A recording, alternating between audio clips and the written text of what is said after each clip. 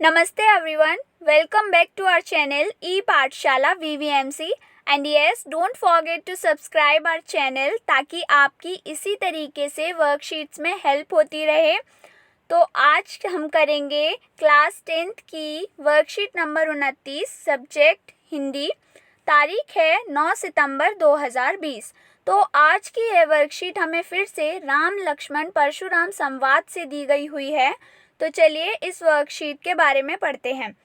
लक्ष्मण ने परशुराम से कहा कि आप कितने शील स्वभाव वाले हैं, यह बात सारा संसार जानता है। माता पिता के ऋण से तो आप अच्छी तरह से मुक्त हो गए, लेकिन गुरु का ऋण बाकी रह जाने से आपके मन में बड़ी चिंता थी। आपने उस ऋण को हमारे माथे मढ़ दिया। दिन भी बहुत हो गए हैं, इसलिए इस ऋण का ब्याज भी काफ़ी बढ़ गया होगा। अब आप किसी हिसाब लगाने वाले को बुला लीजिए। आपकी जितनी ऋण निकलेगा मैं तुरंत थैली खोलकर चुका दूंगा। लक्ष्मण के इन कटु व्यंग्य वचनों को सुनकर परशुराम ने अपना फरसा संभाल लिया। फरसा संभालने का मतलब उन्हें काफ़ी ज़्यादा क्रोध आ गया, और जब उन्हें क्रोध आया तो उन्होंने अपना फरसा उठाया और इस पर पूरी सभा में हाहाकार मच गई। तो आपका अभी तक युद्ध में अच्छे योद्धाओं से पाला नहीं पड़ा, ये किसने कहा? लक्ष्मण ने। आप घर में ही वीर बने हुए हैं। लक्ष्मण को अभद्र वचन कहते हुए सुनकर सभी लोग उनके व्यवहार की निंदा करने लगे। तब राम ने नेत्रों के संकेत से, मतलब नजरें दिखाकर, आंखें दिखाकर लक्ष्मण को अधिक बोलने से मना किया। परशुराम को क्रोध रूपी अग्नि को लक्ष्मण के उत्तर आहुति के समान भड़का रहे थे। तब क्रोध अग्नि बढ़ते देखकर राम ने जल समान शीतल वचन बोलकर परशुराम के क्रोध को शांत करने का प्रयास किया।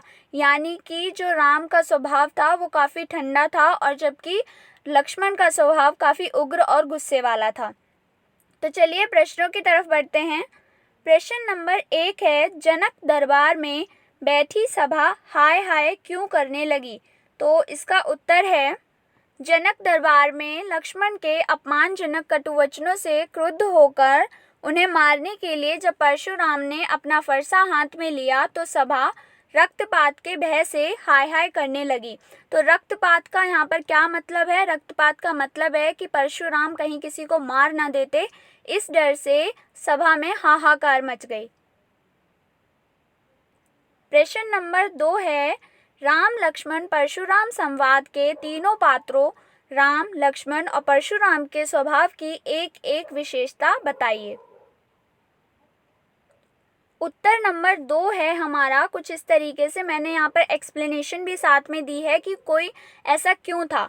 तो यहाँ पर आपको सिर्फ और सिर्फ ये लाइन लिखनी है, राम बहुत शांत और धैर्यवान हैं। दूसरी ओर लक्ष्मण का स्वभाव उग्र है। आपको सिर्फ और सिर्फ ये ब्लू मार्क लाइन लिखनी है, बाकी इसकी सिर्फ एक्सप्लेनेशन है कि ऐसा क्यों था, क्योंकि इस क्वेश्चन में हमें सिर्फ और सिर्फ एक एक विशेषता लिखने को कही है, तो आप सिर्फ इतना ही लिखेंगे। अब बाकी रही बात परशुराम की विशेषता की, तो यहाँ पर आप परशुराम की विशेषता लिखेंगे कि उनका क्रोधी होना और आत्म प्रशंसा करना। ये हो गई इनकी परशुराम की विशेषता।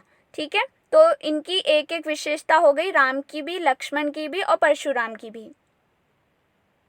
प्रश्न नंबर 3 है, हमें ये पंक्तियां दी हुई हैं, इनका हमें भाव स्पष्ट करना है। तो चलिए इसका भाव देखते हैं।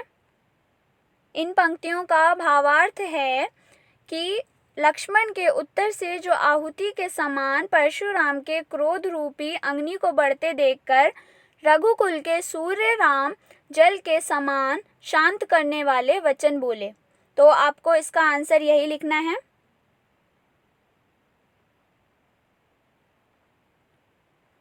प्रश्न नंबर 4, साहस और शक्ति के साथ विनम्रता भी तो बेहतर है। राम लक्ष्मण परशुराम संवाद के आधार पर टिप्पणी कीजिए, यानी अपने विचार लिखने हैं इस लाइन के ऊपर। इसका उत्तर है, यह सही कहा गया है कि साहस और शक्ति के साथ विनम्रता हो तो बेहतर है। एक विनम्र व्यक्ति ही संकट के समय में भी अपना आपा नहीं खोता है। जो विनम्र नहीं होते वे मानसिक रूप से शीघ्र विचलित हो जाने के कारण अपना धैर्य खो बैठते हैं और गलतियां करने लगते हैं। इससे उनका ही नुकसान होता है। प्रश्न नंबर 5 या फिर इस वर्कशीट का लास्ट क्वेश्चन है, लक्ष्मण के स्थान पर अगर आप होते तो परशुराम के साथ आप कैसा व्यवहार करते। तो इसका उत्तर आपको बताना है कि लक्ष्मण की जगह अगर आप होते तो कैसा बिहेव करते परशुराम के साथ। इसका उत्तर है उत्तर नंबर 5, यदि मैं कभी ऐसी परिस्थिति में पड़ गया तो मैं यथासंभव श्री राम के समान विनयपूर्वक और संयत व्यवहार को प्रकट करूँगा या फिर करूँगी, क्योंकि परशुराम के समान प्रकट किए जाने वाले क्रोध से तो सामने वाले के हृदय में भी क्रोध का भाव ही भरेगा, जिससे कलेश भाव बढ़ेगा, इससे समस्या बढ़ जाएगी। लक्ष्मण के समान लगातार व्यंग्य बाणों का उपयोग भी सामने वाले व्यक्ति को उकसाएगा, जिससे उसका गुस्सा बढ़ेगा, जो अंततः झगड़े में बदल जाएगा। विनय का भाव और संयत व्यवहार किसी क्रोधी व्यक्ति के क्रोध को भी शांत कर देने की क्षमता रखता है। एट लास्ट बच्चों, आई होप कि इस वर्कशीट की वीडियो आपके लिए हेल्पफुल रही होगी। तो please don't forget to share this video with your friends and don't forget to subscribe our channel E Pathshala VVMC, and thank you for watching this video. Thank you so much.